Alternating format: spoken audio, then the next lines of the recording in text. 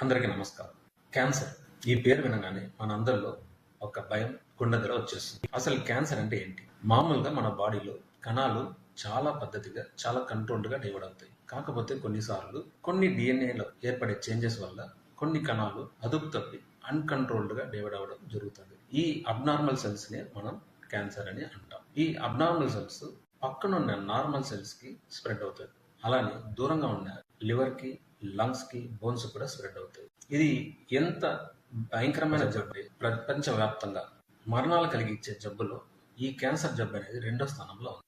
ఈ క్యాన్సర్ జబ్బుకి అసలు ట్రీట్మెంటే లేదా అంటే ఖచ్చితంగా ట్రీట్మెంట్ ఉంది. కాకపోతే ఎర్లీ స్టేజెస్‌లో కనుక్కోగలిగితే ఈ క్యాన్సర్ జబ్బుని 100% నయం చేసే ఛాన్సెస్ అయితే ఉన్నాయి. మరి అడ్వాన్స్ స్టేజ్‌లో కనుక్కోగలిగితే వాళ్ళకు కూడా ఇప్పుడున్న అత్యాధునిక ట్రీట్మెంట్ ఆప్షన్స్ వల్ల వాళ్ళకు కూడా మంచి రిజల్ట్స్ వచ్చే ఛాన్సెస్ అయితే ఉన్నాయి. Thank you.